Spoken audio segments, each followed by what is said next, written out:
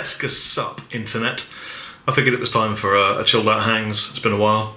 I have been a tremendously busy monkey lord, and just so many things have occurred at the same time. I've scarcely had the time to bleed, breathe, ingest enough caffeinated beverages. And so I thought it was time for just kind of a serious chat, like, fundamentally really crucial and important things that affect our lives. Just another skill I've manifested. I've got a lot of guitars to string, as you can imagine with the recent news. So I figured I would just string a bunch of guitars and answer a lot of Q&A. I posted on my Facebook page something like, hey guys, I'm going to do a Q&A video, ask me some questions. And 10 minutes later I had 385 questions. It's a lot of questions, but I will do my absolute utmost to get through them all for you.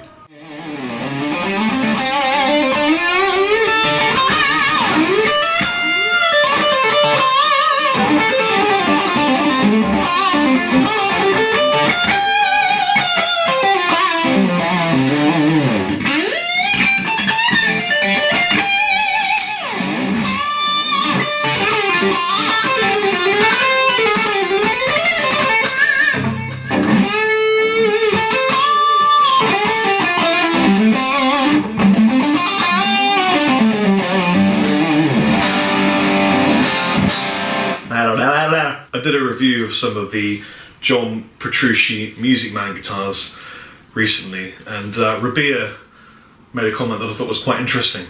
And he said, I've come to realise that whenever I play a famous person's guitar, the strings are always a much lighter gauge than I thought they were going to be. And it looks like most sort of Guitar Hero type shreddy people use 9s, but Rabia and I have been using 10 to 52s, 10 to 60s, sometimes 11 to 60s. We're beginning to wonder whether or not we're using sort of gauges that are a bit too thick. So I'm going to ram it right down. I'm going to make my own hybrid set and just use some light strings and just see if it makes me a better player. You never know. I might end up amazing just because I'm using lighter strings. It's never going to happen.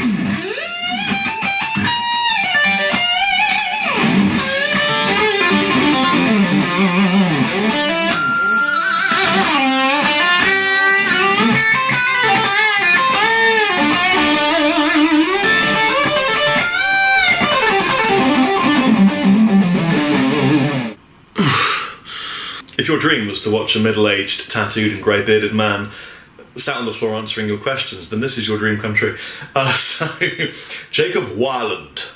If Weiland isn't your real surname, then I applaud you for creating such a name. Where do you find yourself most at home? The stage, at Andertons, or at home? I find myself the most at home. I love home. I'm a creature of home comforts. I love my wife and my boy and my family, and so I just love being at home. Love me some stage. Feel very confident on stage. I feel a lot more confident on stage than I do off a stage, which probably is just a mental trick. But yeah, thank you, Jacob. Thomas Harding. How do you approach lyric writing? I really struggle and sometimes come up with one pretty good line, but then can't go any further. Also, might there be a semi-acoustic Chapman at some point down the line? I'm sure there'll be a semi-acoustic Chapman down the line at some point, Mr. Thomas Harding. How do I approach lyric writing? Now, this is a bit of a weird one, but I don't approach it at all. I just let it come to me. I've made videos before about where my lyrics come from. They come from a dreamlike state. I like to be as not consciously in my own head as possible, tired or whatever. And what I often do is just jam the tune, or I'm in a room with the guys jamming the tune, and I just write what my brain tells me, it just comes out of me. And then often I look at the lyrics and go, look at that. That refers to a time when this happened to me, or this, it's a subconscious cleansing of my mind. It's a catharsis of whatever's gone on or going on. So that's pretty much how that works. I don't sit down and try to write lyrics. It never works for me. Kieran Caton was saying, I was thinking about this the other day and would love to hear what you think. As someone who plays an instrument for a living, is that what people mainly class as a musician? And even though someone who plays an instrument for a hobby, are they still classed as a musician? Basically, would you think that people only class them as musicians only after they have made it, for example, being signed to a label? Kieran Caton, I think you worry too much about what people think about you. I think you're a musician if you play music. I think that's probably the Wikipedia search result for musician. Somebody who plays music, and whether people think you're good or not is their issue. Just play music and enjoy the playing of the music. That's what I would do. By the way, I've moved. This is my home shoot a little video room. It's very small. Look at this. It's tiny. It's just a box with white walls, and it functions perfectly well. And today I've got the Dumble going on. And there's a V and there's a chair. I asked Rory to find me the perfect chair for shooting video blogs in, and he came up with that, and I think he did a fantastic job. But then everything Rory does turns to gold because he's a fantastic person. So let's get to work.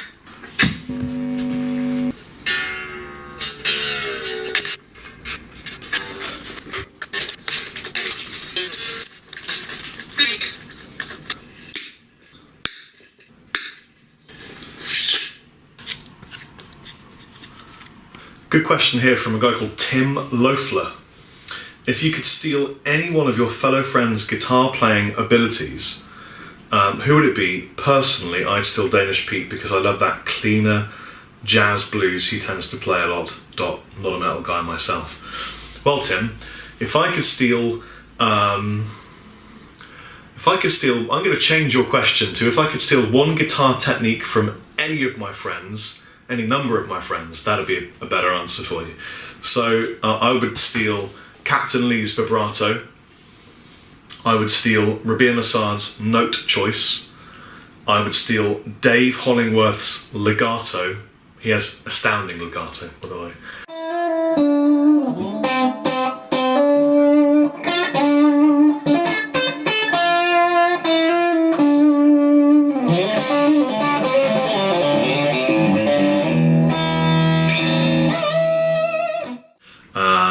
I would take Nick Johnston's chord arrangements. I would take Gus G's fluid right hand picking.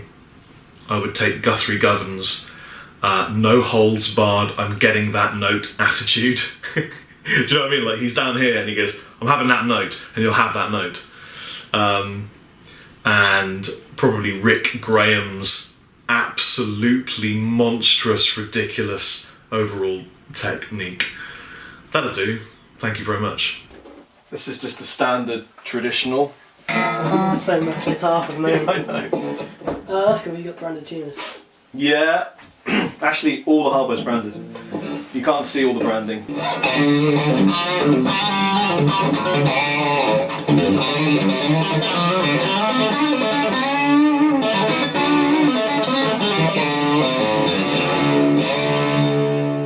Jason Pouplet says, you helped me a while back at my lowest point in life, and recently I've lost my job and my mental health has taken a dive down. I wanted to know if you had any solid tips to try and motivate myself to focus on guitar and music. I sing a lot around the flat, and at open mics people literally tell me to come back, but honestly I know I'm shite and I want to start focusing. However, my mental state doesn't allow it. I suppose what I'm reading here is that the person who is giving you the hardest time is yourself, and you've literally said people tell you to come back after they hear you sing at an open mic, but you know you're shite. Well, there's a real big contradiction in terms there. I would list the facts and look at the facts. Fact one, people like you playing or you're singing, therefore you're going to be good. If they don't like you playing and singing, they're not going to think you're good. And good is relative as well. If you've lost your job, I would focus most of your attention in getting another job. If you don't feel happy, generally, I would suggest it's not to do with the guitar playing, it's probably something deeper in your life, and maybe you need to seek help in relation to that. Guitar playing will always be there for you. I hope that helps in some way, man.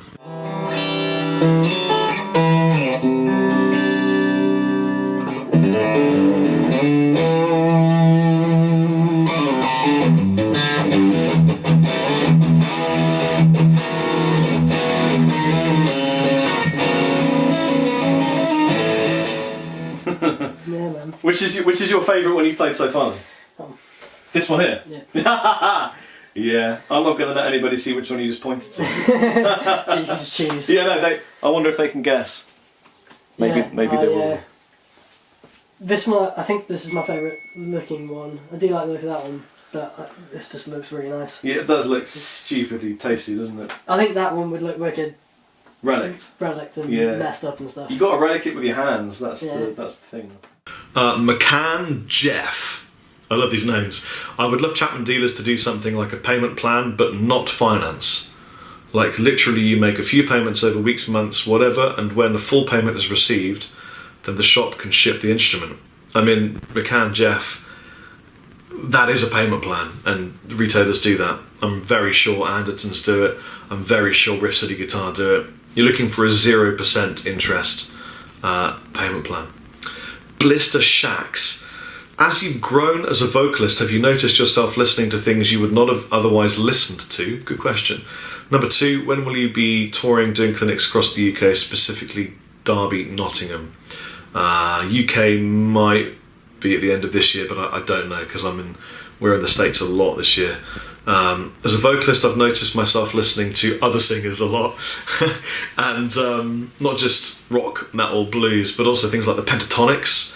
I really like female vocalists. Big fan of Motown, old school R&B stuff. Patti LaBelle. I just love real singers that didn't have auto-tune and had to sing their asses off for a long time because you hear it in the soul. And so yeah, and obviously Chris Cornell. Could we just take a moment to appreciate how beautiful guitar kits are?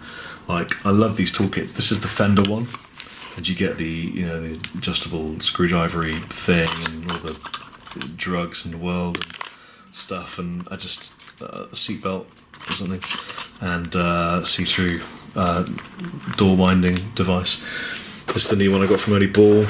Little pouches of lemon soaked paper napkins for your hands after you finish the flight, and safety wrapped ruler, every single turny twist device, and a little bag of something there. It's great. I just find them very pleasurable. Okay, huge question here from Craig Cunningham. What moment, could be a gig, a conversation, a personal moment, has inspired you the most musically, and what came out of it? That's such a great question, Craig. Unfortunately, a lot of these answers would be quite emotional because my musical inspiration really comes from a dark place, dark times, difficult things I've been through that I digest mentally and spit out on a guitar or in a lyric. So these things that inspire me are very, very dark times. The death of my best friend, the death of my other best friend, death. A lot of dying. I laugh because what else can you do? You're all going to go through this.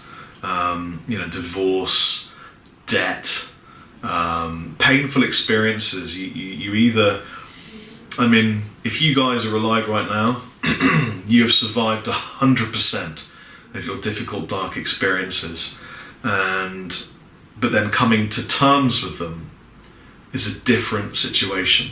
And I come to terms by writing music. That's the sort of emotional, horrible truth. But then there are some times when I've had conversations with people, for example, Mike Keneally, Paul Gilbert, Guthrie Govan, Gus G, Joe Satriani, Marty Friedman. I've met all these people and had conversations with them and sort of immediately jumped into the musical side of things or the technique side of things. And what I find is sort of the same in all of them, is this wonderful, naive-like, child-like quality of just enjoying playing the guitar and loving music and friends and family. And that's kind of what I'm all about, fam. So I suppose it's just you grow up physically, but you don't grow up mentally. and you just love guitars and love music and love the sharing of friendship and brotherhood on stage, the fraternity of dudes or dudesses. I love it when I'm on stage with the guys, even if I'm not playing guitar, if I'm just singing, and everyone is perfect in that moment. Everyone is playing exactly what they need. The spirit is there. The audience is like, fuck! It's just, there's not a lot really that beats that feeling.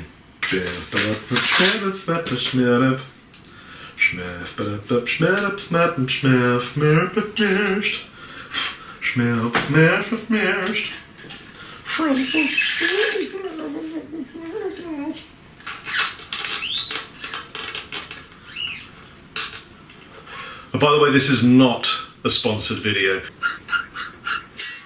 Okay, one string on. Let's do another question. If you had, this is Lewis Levy. If you had to choose, and you have to choose, or your Monkey Lord reign will be diminished, would you choose Fender or Gibson, and what model? My brain just told me I would choose a Gibson Flying V, and it would be whichever one had a satin finish neck. But that's an incredibly difficult question. Probably I'm saying that because I'm the most familiar with playing a V. Otherwise it would almost undoubtedly be a Telecaster, a butterscotch, blackguard, filthy 52.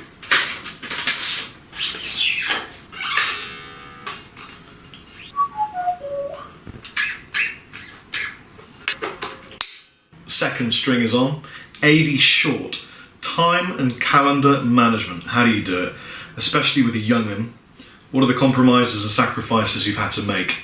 Well, it's an absolute nightmare. I find I don't have any time. I'm constantly preparing to tour or on tour or doing a thing or shooting a video or away. I managed to stay with Theo at home for the first 12 weeks of his life, and then I had to go away for a week to Indonesia to oversee a factory, and I'm off to Germany for 2 weeks. I come back, and then I'm off to the west coast of America for a solo tour, and then I'm back, and then Dorje going to west coast of America. What I do is this. I have a giant calendar like that, one-page thing my wife got me. I whack it on the wall, and then at a glance I can see my entire life.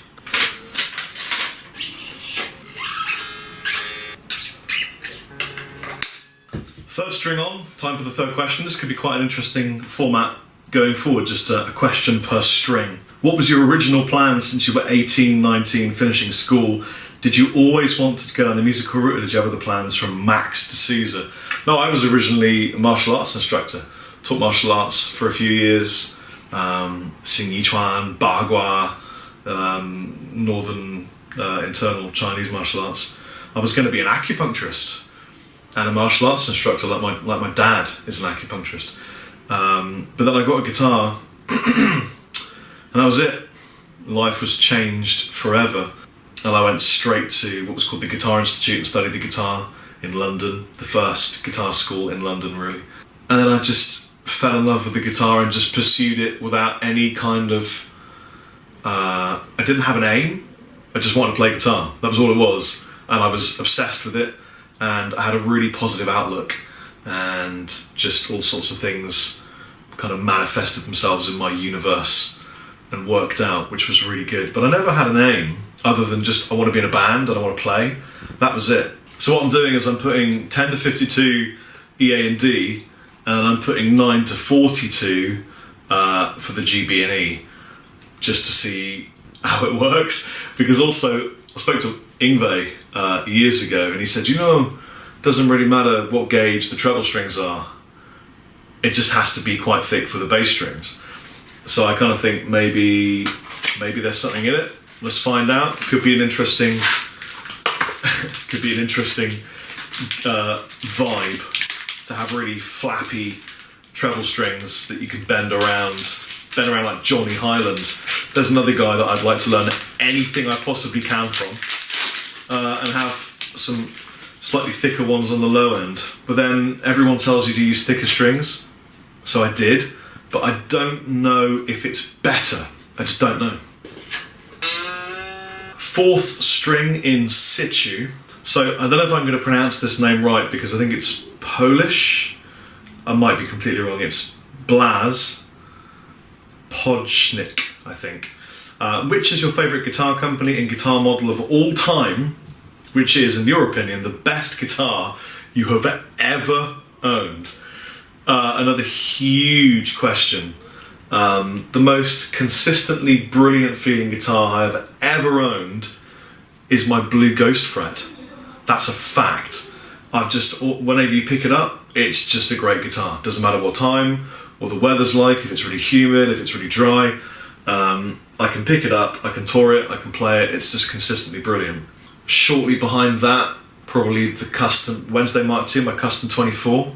Behind that, it's probably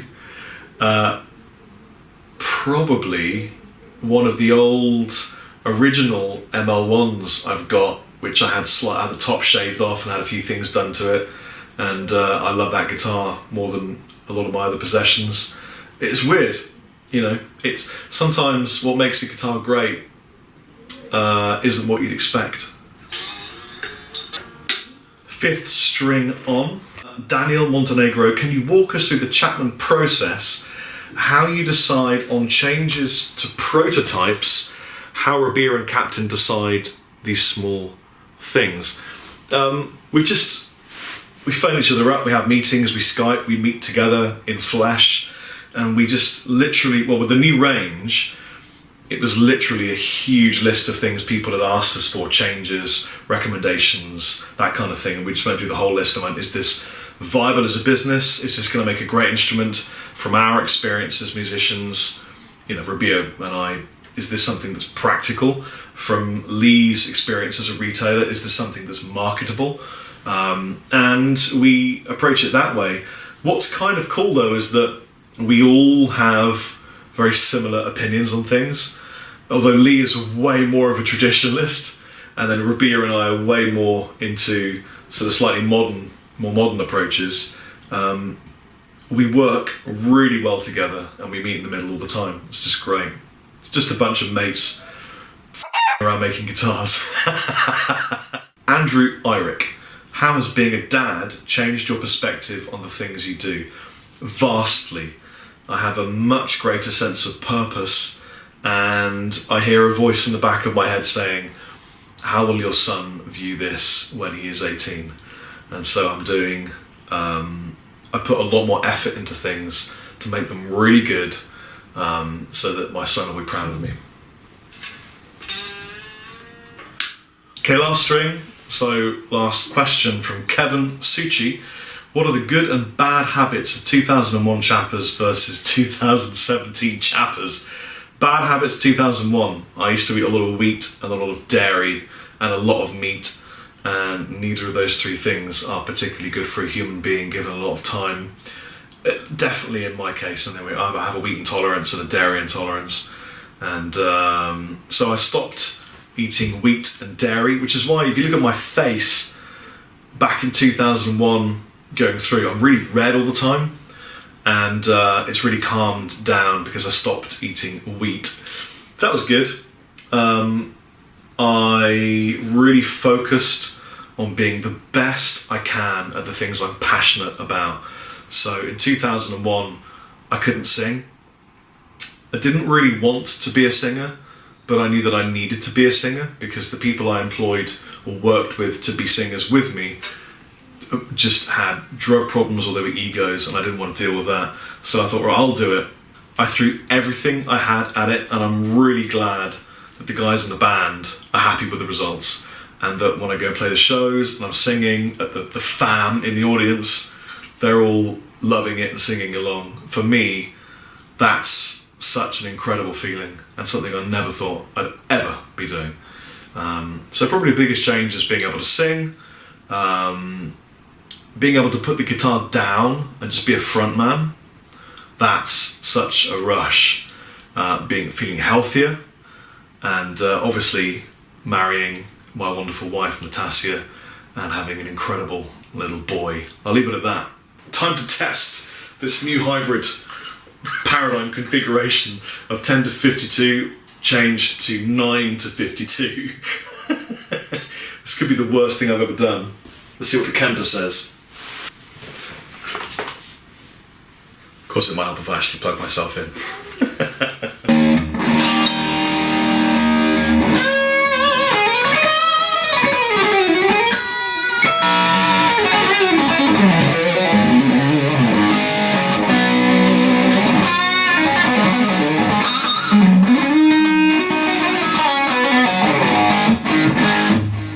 Interesting.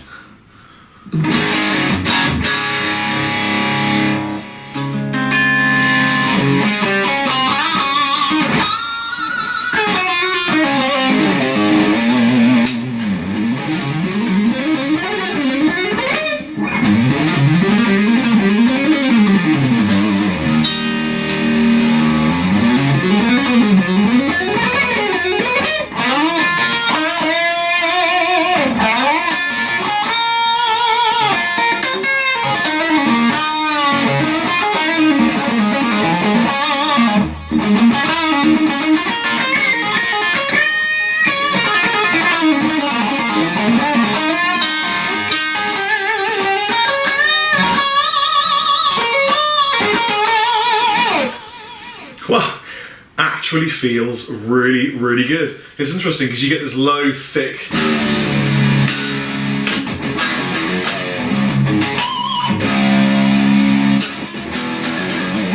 You get the tension on the low notes that you need, but then when you come up to wail, it's just really, really easy. I actually really enjoy it. Could be an interesting thing. Who knows?